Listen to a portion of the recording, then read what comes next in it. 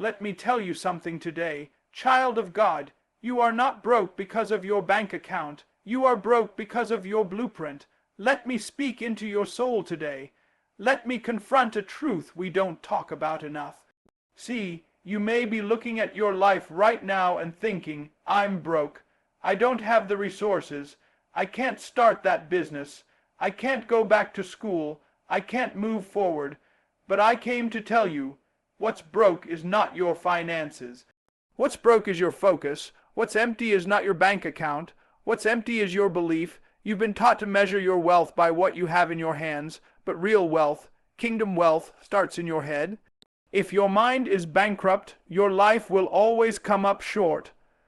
Poverty is not just a condition of money, it's a condition of mentality, and until you shift your thinking, you will stay trapped in a life far beneath the one God designed for you. Let me break it down for you. There are people walking around right now with a millionaire's income and a poverty mindset. They live paycheck to paycheck not because they lack opportunity, but because they lack order. And on the other side of town, there are people with very little in their hands, but so much vision in their hearts. And guess what? Those are the ones who rise. Those are the ones who build. Those are the ones who break generational curses, because their minds are not imprisoned by what they see. Their minds are inspired by what they believe. The reason many of us stay stuck is because we keep treating the symptoms, not the source. We try to change our circumstances without first challenging our consciousness. You can't solve poverty by adding money if the mind behind the money is still poor. It's like pouring water into a broken vessel. It'll never fill up. It'll never be enough, because your mind is leaking fear, leaking doubt, leaking scarcity. God cannot bless a mind that won't stretch. God cannot multiply what you refuse to imagine, and so you keep asking for more, but doing nothing with what you've got. You keep waiting for a breakthrough when what you need is a breakout from that old way of thinking. That defeated mindset, that hand-me-down belief system that told you money is evil. People like us don't get ahead. Stay in your place. The devil is a liar. Your place is not in limitation. Your place is in abundance. But abundance begins in the arena of your thoughts. Let me give you a kingdom principle. Wealth is not measured by what you possess, it's measured by what you perceive. If you can't see yourself living better, you'll never pursue better. If you can't envision owning land, starting a business, getting free from debt, then you will never move in the direction of those things. Because the mind governs the man, and where the mind won't go, the life can't follow. That's why Romans 12:2 tells us, be transformed by the renewing of your mind. Did you hear that? Transformation doesn't start in your job. It doesn't start in your bank. It doesn't start in the economy. It starts in your mind, and when your mind changes, your movement changes. Your habits shift. Your words become different. Your circle starts to evolve. You begin to attract the kind of life you once thought was reserved for other people. Some of you have the hands of a builder, but the mind of a beggar. You have the heart of a king, but the thoughts of a slave. And you wonder why you keep sabotaging your success. It's because your inner dialogue is still rehearsing defeat. Let me challenge you. Stop saying, I'm broke. Stop saying, I can't afford it. Stop saying, I'll never get ahead. Every time you say those things, you are cementing the mindset of poverty into your soul. And if you think poor, you'll spend poor, live poor, and attract poor outcomes, even if money temporarily shows up. Start retraining your thoughts. Start reprogramming your beliefs. Tell yourself, I am a steward of resources. I manage well what God gives me. I attract wisdom. I attract growth. I deserve a life of peace, purpose, and prosperity. Speak life over yourself until your mindset becomes magnetic to wealth. Not just money, but wholeness, peace, and impact. This is not about greed. This is not about pride. This is about stewardship. It's about understanding that God cannot use a small mind to do a big work. If He's going to enlarge your territory, He must first expand your mentality. So stop asking God to make room for you at the table while you're still thinking like a servant in the kitchen. You don't need permission to think bigger. You don't need approval to think better. You've already been called, chosen, and equipped. But now it's up to you. Poverty may have run in your family. It may have been planted in your upbringing, but it does not have to live in your mind.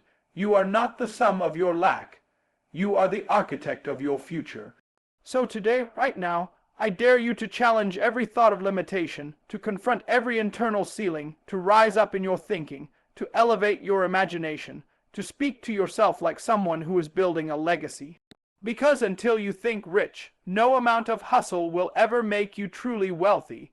Break free, break through, break the mental chains, because your mind is the birthplace of your money, and when your mind gets rich, everything else will follow.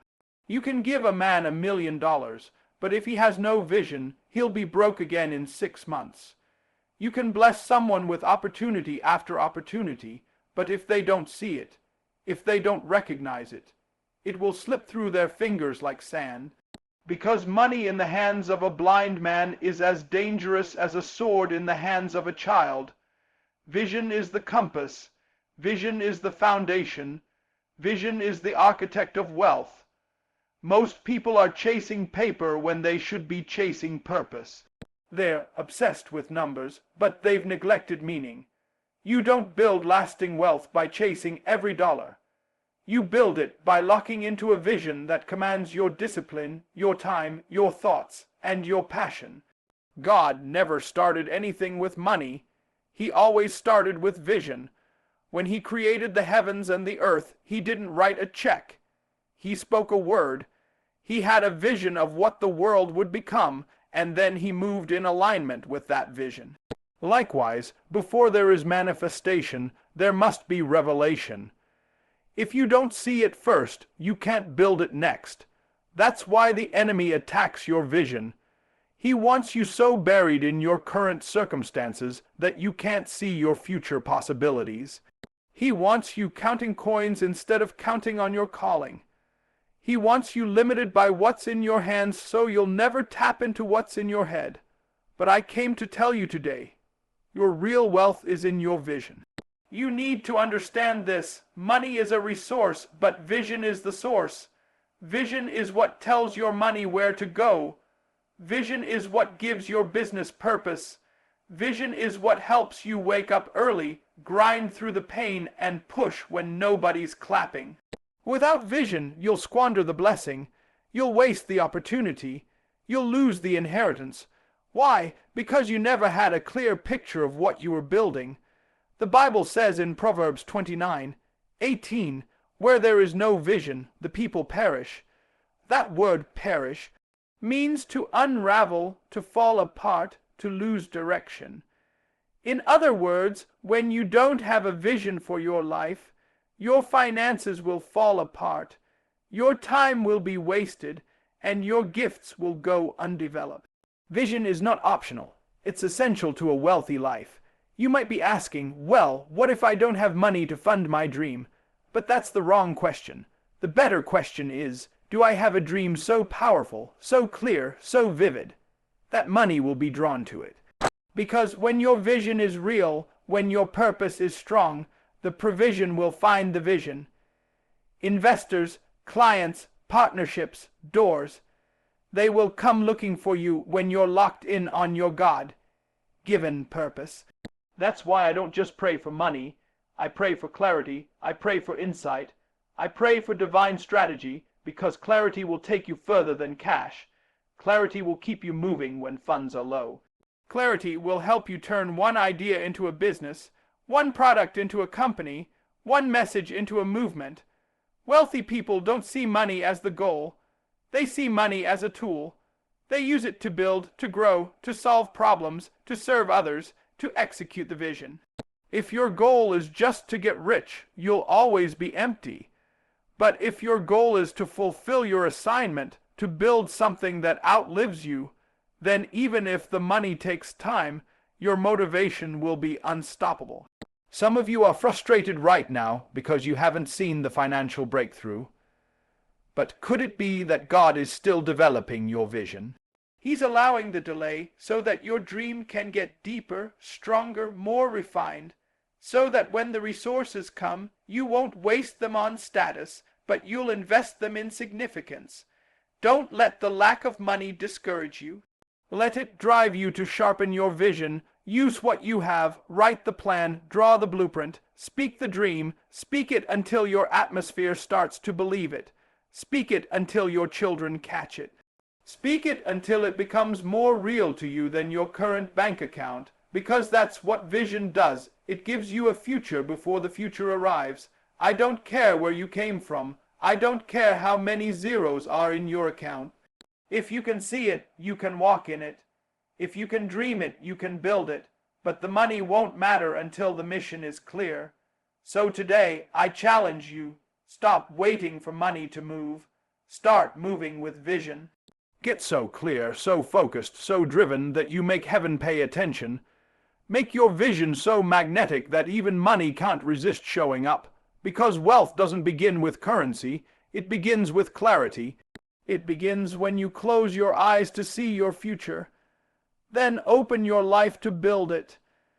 You cannot keep praying for things that your behavior is contradicting. You cannot ask God to open doors you won't walk toward.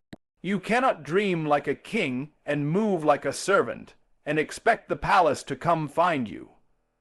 There comes a point in your life when you must realize that your actions must echo your aspirations. Your habits must agree with your hope. Your daily choices must come into harmony with your destiny. Otherwise, you will always live beneath the level of your calling. You say you want to be wealthy. You say you want to be free. You say you want to build something meaningful. But what are you doing that proves it? Because if your life doesn't match your language, if your habits don't reflect your hunger, then all you have is a wish, not a vision. Faith without works is dead. That's what James 2:17 says. It means you can believe all day long, but if you don't move, if you don't build, if you don't act in alignment with what you claim to desire, then you are sabotaging your own prayer. God does not respond to lip service. He responds to life alignment. When your behavior starts to reflect your belief, then heaven says, "Now I can trust them." Some of you are asking for harvest, but you haven't even picked up the plow. You're waiting on results while refusing to take responsibility. But purpose doesn't manifest out of convenience. Destiny requires discipline. You can't eat the fruit of a tree you didn't plant. You can't reap where you haven't sown. Every act of laziness is a declaration that you don't really want what you said you wanted. Let me ask you this. If someone followed you around for a week, watched how you spent your time, tracked what you read, recorded your conversations, examined your spending habits, what would they conclude your goals are?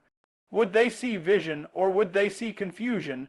Would they see a person becoming, or a person just dreaming? The truth is, too many people want the success, but they don't want the structure. They want the blessing, but they don't want the burden.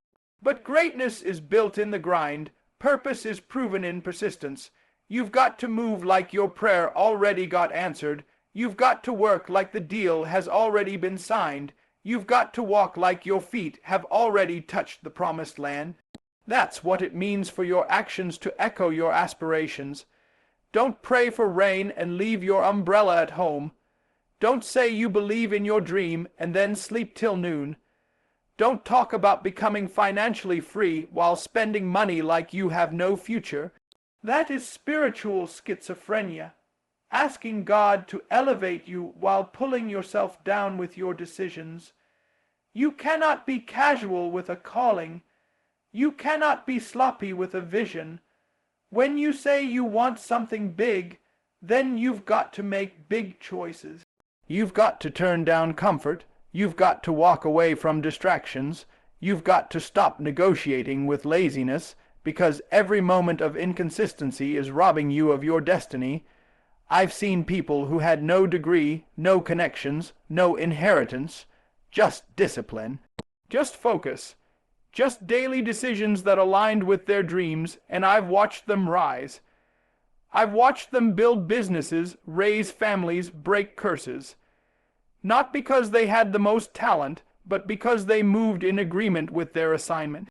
You can't afford to live like everybody else. Not if you've been called. Not if you've been chosen. Not if there's an anointing on your life. You've got to say no when others say yes. You've got to study when others party. You've got to save when others splurge, because you're not just living for today. You're laying bricks for a future you haven't seen yet. And yes, it will be hard. Yes, it will be lonely. But hear me. Your actions are the prophecy of your life. What you do is what you become. You can't think rich and act lazy. You can't talk about purpose and move in procrastination. If you believe you were made for more, then your movement must reflect that belief. This is not about perfection. It's about progression. It's about alignment.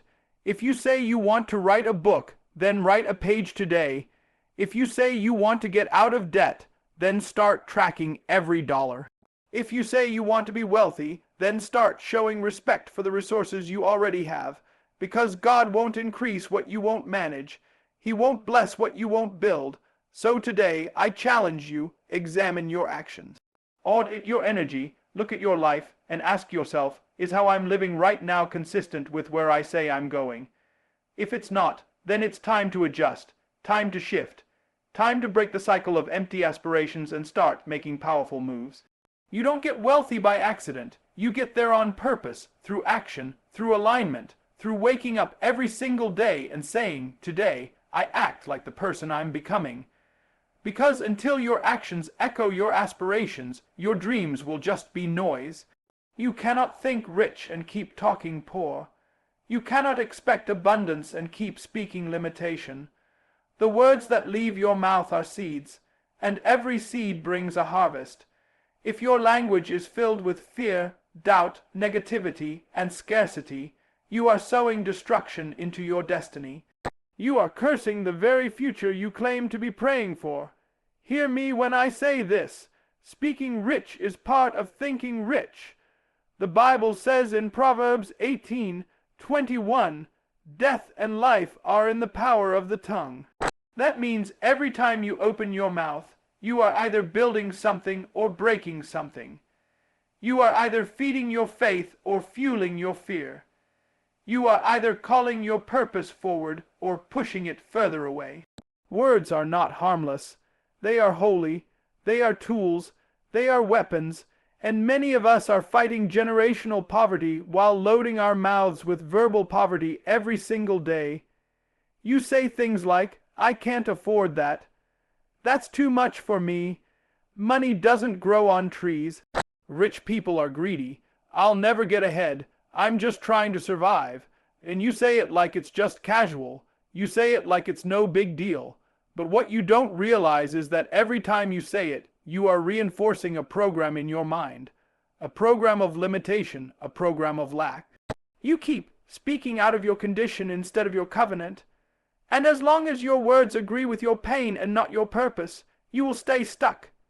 You will stay small. You will stay beneath your calling. Your mouth must come into agreement with your mission. If you think rich, you must speak rich. That doesn't mean arrogance. That doesn't mean showing off. That doesn't mean acting like you've arrived. It means speaking from a place of vision, from a place of faith, from a place of identity. It means your words should sound like someone who knows they are royalty, even if they're still living in the wilderness. It means you talk like someone building something, even if the world can't see it yet. The rich mindset doesn't say, I can't. It says, how can I? It doesn't say, that's impossible. It says, all things are possible to them that believe. It doesn't say, that's too expensive. It says, that's a worthy investment. It doesn't say, I'm broke. It says, I'm in between overflow. You've got to train your tongue to agree with your transformation. God gave you your mouth not just to communicate with others, but to prophecy over yourself, to declare truth, to speak in alignment with His promises. That's why Jesus didn't just perform miracles with His hands. He spoke them into existence. He told the lame man to get up. He told the storm to be still. He told Lazarus to come forth, and if Christ lives in you, then your words carry power too. Some of you need to start talking to your bank account. I know that sounds strange, but hear me in the Spirit. You need to speak to your money like you have authority over it. You need to tell your finances, you will be organized, you will be multiplied, you will not control me, I control you. Speak to your gifts, you are valuable, you will be developed, you will make room for me in this world. Speak to your children, you are legacy, you are leaders, you are not cursed, you are covered. Speak to your business, you will grow, you will serve, you will prosper. Stop agreeing with your fears. Stop repeating what the enemy said about you. Stop rehearsing the language of defeat. Start speaking with intentionality. Speak like you are building something eternal. Speak like a person who expects to succeed. Speak like someone who knows what God put inside of them. If you think rich, then speak with gratitude, not grumbling. Speak with clarity, not confusion. Speak with vision, not just reaction, because your mouth is the microphone of your mind. And what you speak into the atmosphere, you begin to believe. What you begin to believe, you begin to become, even when you don't feel it. Speak it, even when you're scared. Speak it, even when you're tired. Speak it. Because eventually, your words will reshape your world. Eventually, your vocabulary will elevate your reality. But you've got to be consistent. You can't speak life on Sunday and death on Monday. You can't speak faith at the altar and fear at the dinner table. Your words must match your walk. God is listening. The world is listening. Your own soul is listening. And every time you speak, you are giving instructions to your future. So stop saying, I'm not enough. Start saying, I am equipped for this. Stop saying, I'll never make it. Start saying, my steps are ordered. Stop saying, this is too hard. Start saying, I'm built for this battle. You don't just need a financial breakthrough. You need a verbal breakthrough. Change the way you talk. Upgrade your language. Honor your assignment with your speech. Because wealth doesn't start with money in your pocket. It starts with power in your mouth. And if you think rich, you've got to speak rich. You can have the vision, the mindset, the plan, the hunger. But if your environment contradicts your execution, your dream will starve in the soil it was never meant to grow in. You can't build a palace on sinking sand. You can't plant destiny in toxic soil and expect to harvest abundance. Because environment is not just where you live, it's what surrounds your thinking. It's what feeds your focus. It's the air your ambition breathes. If the environment is not aligned with your evolution, it will suffocate your growth before your greatness ever emerges. You were not created to adapt to dysfunction.